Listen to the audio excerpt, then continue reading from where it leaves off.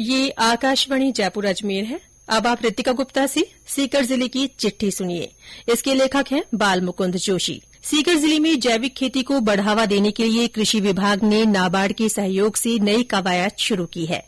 इसके तहत सैकड़ों किसान आगामी वर्षों में खुद के ब्रांड के नाम से जैविक गेहूं, बाजरा और अन्य फसल बेच सकेंगे। सामान्य गेहूं और बाजरा से करीब 3 गुना अधिक भाव मिलने से किसानों की आर्थिक स्थिति भी मजबूत होगी।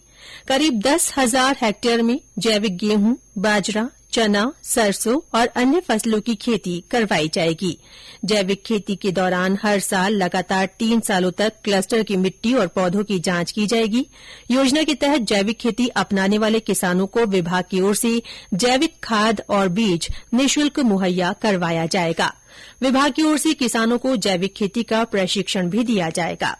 जिले में प्रधानमंत्री फसल बीमा योजना के तहत रबी की फसलों के बीमा क्लेम की पहली किश्त 5 करोड़ 58 लाख रुपए बीमा कंपनी ने जारी कर दी है। पहली किश्त की राशि जिले के 23,289 किसानों के खातों में जमा होगी। जिले की प्रभारी और उद्योग मंत्री शकुंतला रावत ने राज्य सरकार के 4 वर्ष के कार्यकाल पूरे होने पर जिला प्रशासन और सूचना एवं जनसंपर्क विभाग की ओर से आयोजित जिला विकास प्रदर्शनी का उद्घाटन किया। उन्होंने जिला दर्शन पुस्तिका का विमोचन भी किया। श्रीमती रावत ने जिला स्तरीय समारोह में भील मेधावी स्कूटी और देव नारायण स्कूटी योजना के तहत 114 छात्राओं को स्कूटी वितरित की। मुख्यमंत्री निःशुल्क यूनिफॉर्म योजना के तहत जिले में 2007 स्कूलों के 8वीं कक्षा तक के 1,66,743 विद्यार्थियों को यूनिफॉर्म का कपड़ा उपलब्ध करवा दिया गया है। सिलाई के लिए इन विद्यार्थियों के खाते में राशि भी हस्तांतरित की गई है। जिले की पुलिस लाइन में पुलिसकर्मियों के बच्चों के लिए 20 लाख रुपए की लागत से लाइब्रेरी शुरू की गई है। इसमें पुलिसकर्मियों के 40 बच्चे एक साथ पढ़ सकेंगे। लाइब्रेरी में कंप्यूटर कक्ष भी बनाया गया है। जिले की हर्ष पर्वत पर 2 करोड़ रुपए की लागत से लव कुश वाटिका का निर्माण करवाया जा रहा है। इसमें बच्चों को पवन और सौर ऊर्जा की जानकारी भी दी जाएगी। हर्षनाथ भैरव मंदिर आने वाले पर्यटकों के लिए खास पिकनिक स्पॉट होगा। वन विभाग की ओर से बनाई जा रही लवकुश वाटिका प्रवेश द्वार पर बंगाली कारीगरों से लवकुश के चित्र तैयार करवाए गए हैं। वाटिका भ्रमण के लिए पैदल मार्ग का भी निर्माण कराया गया है। नीम का थाना में सामाजिक कार्यकर्ताओं, व्यापारियों और युवाओं के एक समूह ने भिक्षावृत्ति और कचरा बीनने वाले बच्चों को पढ़ाई से जोड़ने के लिए पहल की है। इस मिशन को फुटपाथ पाठशाला का नाम दिया गया है। औद्योगिक क्षेत्र में सड़क किनारे रोज शाम को 2 घंटे ये क्लास लगती है। इसमें फिलहाल 60 बच्चे जुड़े हुए हैं। बच्चों को निःशुल्क पढ़ाई के साथ यूनिफॉर्म और शिक्षण सामग्री मुहैया करवाई जा रही है। जिले में विजय दिवस के मौके पर शहीद स्मारक पर शहीदों को श्रद्धांजलि दी गई।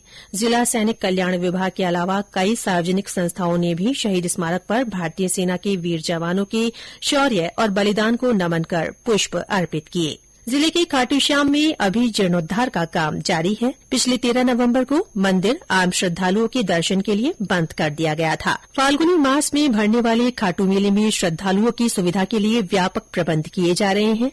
जिला कलेक्टर की अध्यक्षता में जिला अधिकारियों और मंदिर ट्रस्ट के प्रतिनिधि की मीटिंग भी हुई है। जिला कलेक्टर डॉ अमित यादव ने बताया कि श्रद्धालुओं के दर्शन के लिए मंदिर परिसर में 6 से 8 लाइन का जिगजैग और 40 फीट का रास्ता बनाया जाएगा। इमरजेंसी में एम्बुलेंस और अग्निशमन की आने जाने की व्यवस्था भी होगी। उन्होंने बताया कि सभी विकास कार्य होने के बाद जल्दी ही आम श्रद्धालुओं के लिए मंदिर खोलने का प्रयास किया जा रहा है। जिले में मलमास शुरू होने के साथ ही शहनाई की गूंज थम गई और दान पुण्य के साथ धार्मिक कार्यक्रमों के आयोजन हो रहे हैं।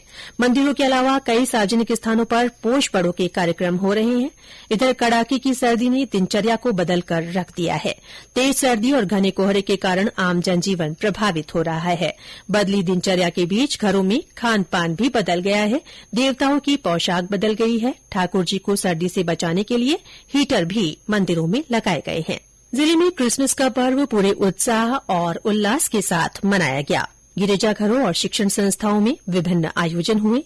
गिरिजाघरों को आकर्षक ढंग से सजाया गया और प्रार्थना सभाएं हुई। इसी के साथ सीकर जिले की चिट्ठी समाप्त हुई।